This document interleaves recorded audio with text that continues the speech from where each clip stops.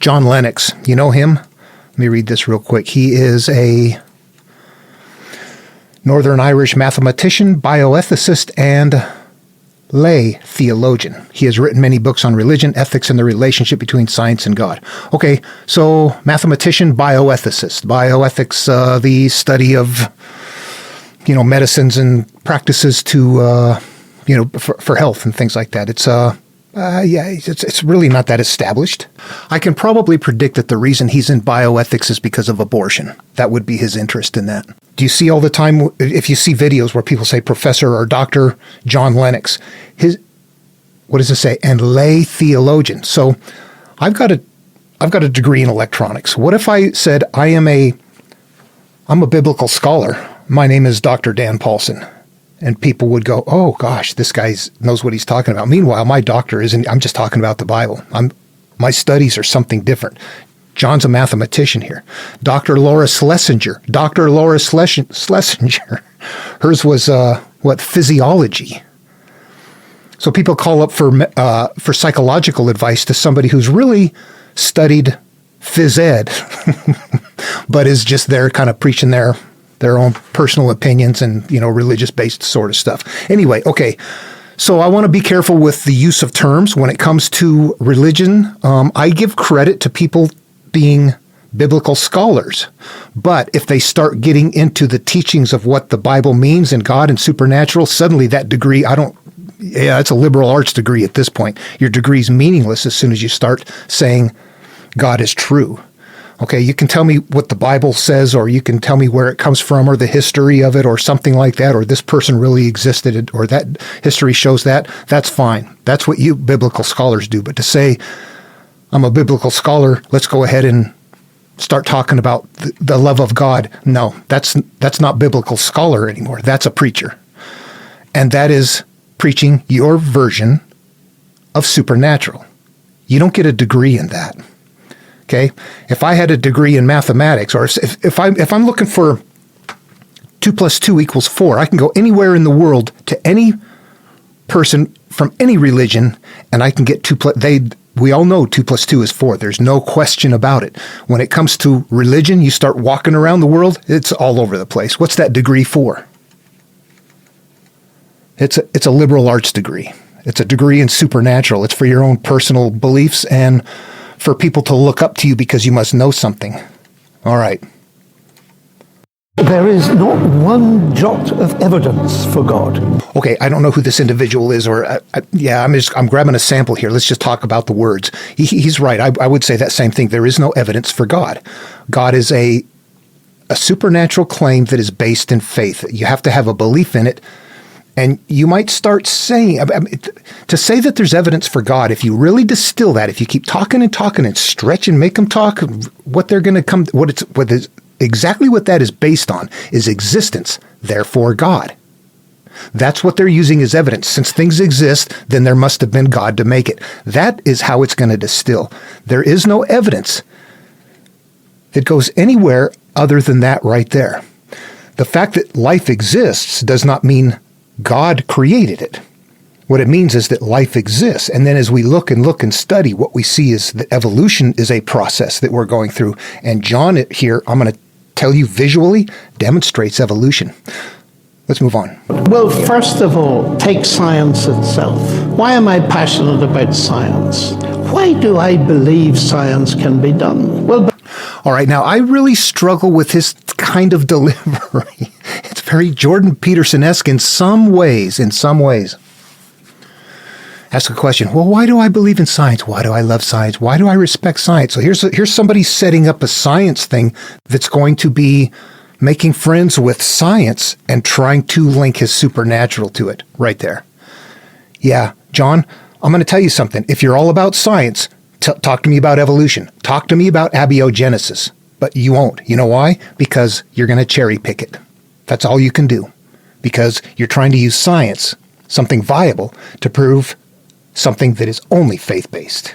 It's not going to work. Because I believe that in some way the human mind in here has access to the natural world out there. Now, why do I believe that? And sometimes I ask my atheist friends, I've never asked Peter this, so he's excused, but I have asked many of them. I said, what do you do, science? At this point, I don't know what, but I kind of lost what he's talking about. It's like, first of all, does your brain have access to the world out there? Do you have eyes, ears, nose, mouth, 5 senses, a sixth sense? We can sense the environment sometimes as well. Have you learned? Yeah, can the brain see what's going on out there? John, I don't know what the hell you're talking about. That's not a freaking mystery. With. They say, my brain. And I say, tell me about your brain. And one man who's... Tell me about your brain. And it sounds like he's just making this shit up as he goes along. I don't know.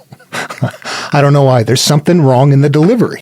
Rather famous, he said to me, do you want the really short answer? I said, sure. My brain's the end product of a mindless, unguided process. So I looked at him and smiled and said, and you trust it? And then I asked this question, which I've asked many times. Suppose you knew your computer was the end product of a mindless, unguided process. Would you trust it? And I've always had the answer, no. And then I say, I see you have a problem. In other words, you're atheist, materialist. All right, he's trying to make the correlation that if your computer came about by accident, you just picked it up off the ground, would you trust it to do its job? It's like, you know what? You can't make that correlation. That if a frog had wings, it wouldn't bump his ass when it jumped. We know what a computer is. You're making a correlation between things that they're not even in the same category. Okay, organic life, an electrochemical life that is adjusting and evolving to continue to fit into a changing environment is nothing like a computer. Okay, that is so simplistic, it's ridiculous. What you're trying to suggest is that if your computer came about accidentally, you wouldn't trust it. But since your brain came about accidentally, why do you trust that? Horseshit, John. That's some piss poor reasoning right there. Totally piss poor. And you got a degree? And you consider yourself a clever thinker. Let me ask you a question, John. Did man make a computer? Did a computer make man? You got to think both directions, not just the one that makes you feel better. Stance undermines my trust in the rationality I need to do science. Now, if you flip the coin... All right, I'm going to say right here he's disingenuous, okay? He's trying to make it sound like he's Mr. Science all about this stuff. You know what, John? What about abiogenesis? What about evolution? You're cherry picking, trying to make people sound like, oh, this dude's, he's got the science figured out. He's proven God. He hadn't proved a damn thing. Modern science exploded in the 16th and 17th centuries, and its pioneers, Galileo, Kepler, Newton, Clerk Maxwell, and so on, were all believers in God, most of them Christian. And the point is, it was their belief in God that didn't hinder their science. It was the motor that drove it. All right, this is another story that Christians that get a little bit more educated into science like to start telling, since these guys, scientists of old, believed in God. There you have it right there. That's what you should do. First of all, if the blind lead the blind, they will all fall into the pit. If you're just simply believing somebody else, and you know what? What happened in science, in the church, when Galileo Galilei suggested that we're going to explain this by the way the orbits work, by saying that the Earth is not the center, the sun is at the center. That was heretical. The church put him under house arrest because he wouldn't recant that. Because it's like, no, it's really what's there. No, the Earth is in the middle. What do we know now today? John, you're disingenuous. They had to believe at that time, and there was a lot less on the table. And what happened? First of all, religion comes about first, doesn't it? Why? Because humans are primitive and supernatural. They're scared. We can even look back and see historically the evolution of religions. Religions have evolved faster than anything else. Starts out with all these little everybody's got their local mystery sort of things. It's very small. Once you learn what's in the shadows, you realize, okay, there's not a mystery there. Okay, we're going to put the gods out in the ocean and in space where people can't quite see them. Oh, actually, it starts out as idols first. You go, it's visible. But you can test that idol and prove it's not true. So you move the gods out until people don't understand it anymore. Now I see things up there moving around and doing weird stuff, and there's things in the ocean that I don't understand. Okay, so that must be where the gods are. But then as time goes on, we explore those areas, we learn differently. Okay, those aren't the gods. What happens then? God becomes something that is now beyond the universe. You can't see it anymore. You can see that evolution, and that's where we are right now with God. And that's why everybody uses that same God, because that God cannot be seen. Yeah, that's the biggest, baddest God out there. That's the biggest evolutionary God there is. Time goes by, and we begin to learn, and everybody is religious. As science begins to learn, science diverges because science says, you know what, this supernatural, we got to deviate from that. Science is a logical immersion and evolution of humans' capacity to understand. All right, is anybody reasonably convinced that you listen to that and go, oh, he just put that atheist in his place? What did he say? He didn't say anything. He really didn't. He didn't demonstrate anything, didn't prove anything. It really comes down to, I don't know. There's not enough really there to talk about that. This is what I want to talk about, though. John, evolution is something that, as we are millions of years ago, life evolving, food is hard. What does it take to eat? We live in modernity. You go to the grocery store. Okay, now take your clothes off. Dump everything you know in your brain, go out in the woods and live your entire life there without going to the store, without doing anything. Live off of what you can find out there. Live off of what you can hunt and forage for, dig up and eat. And imagine that watch life now. Watch nature. Go out there and watch. They're still doing that exact same thing. We, however, have managed to learn how to grow crops, agriculture, animal husbandry, all of that. Now we've learned how to manage a food source so that we've got plenty all the time. However, the desire to eat you would imagine it. You're always hungry back then. You might get full once in a while on a big feast after you a mastodon, but after that meat is bad and you can't eat it anymore, you're back to grasshoppers, lizards, and roots if you can find them until you get another kill. You're going to be hungry, more food.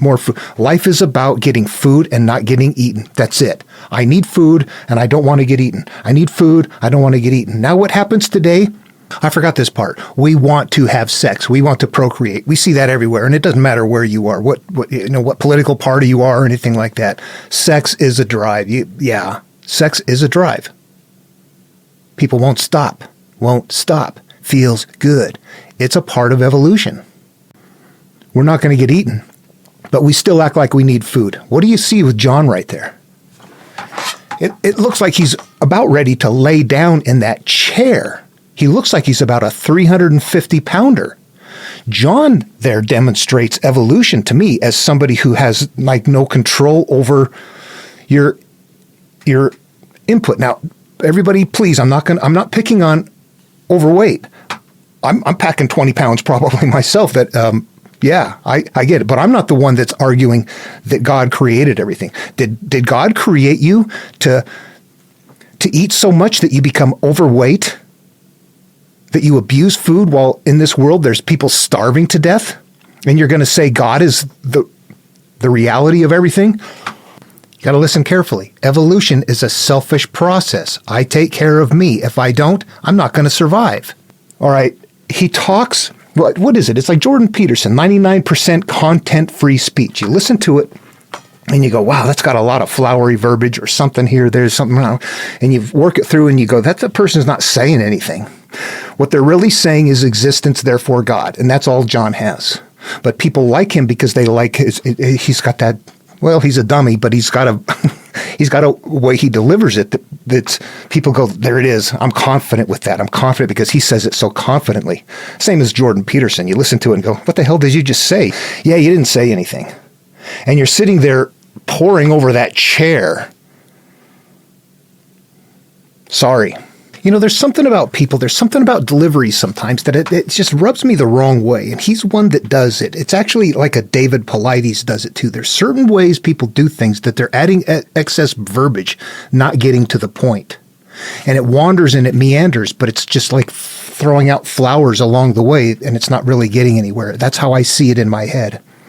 And all the crowds sitting around going, oh, yay, whoa, this is wonderful, it's wonderful. Meanwhile, you're sitting back going, what a bunch of idiots. The blind leading the blind. They're all going to fall into the pit. That's exactly what that is. The many called right there. They're not the few chosen, are they? There's more of them than anybody else on the planet. That's the many called. The few chosen do much better than Christianity.